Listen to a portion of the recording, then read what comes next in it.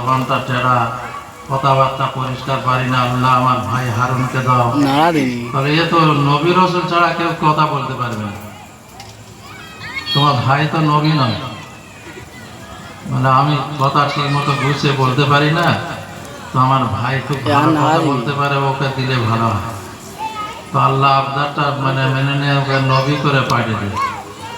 তো যাক, ওই ফেরাউনের লোক লস্কর মানে সবাইকে উনি ওনার সব সৈন্যদের নিয়ে ধা করলো পেছনে।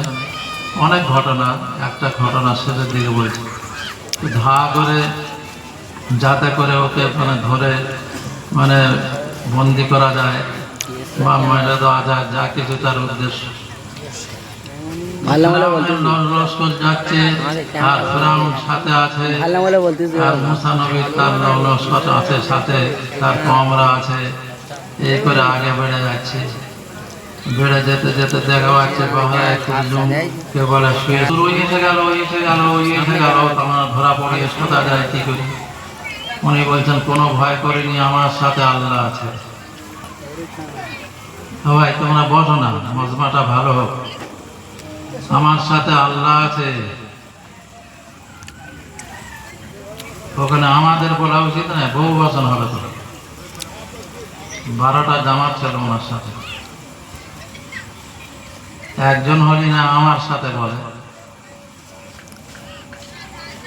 হুজুর সাল্লাল্লাহু আলাইহি যখন মক্কাতে মদিনায় যায়, আর সে গুহার ভেতর ছিল আবু বকর রাদিয়াল্লাহু তাআলা আনহুর সাথে, আর ওনার ওরতে মাথা দিয়ে ঘুমিয়ে পড়লো।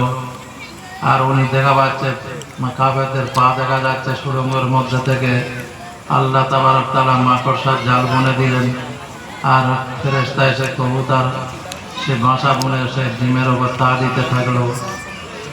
ওখানে আল্লাহ নবী বললেন, না ইয়া আবু বকর লা তাহজান ইন্নাল্লাহ মা'ানা, হে আবু বকর ভয় করো না, আমাদের সাথে আল্লাহ আছে।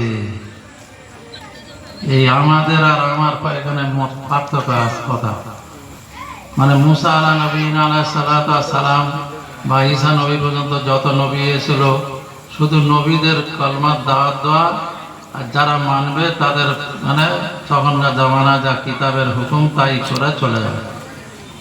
আমরা দাওয়াত দেওয়ার হুকুম ছিল, ওই জন্য আমার বলেছে নবী পাক সাল্লাল্লাহু আলাইহি ওয়াসাল্লাম বলেছেন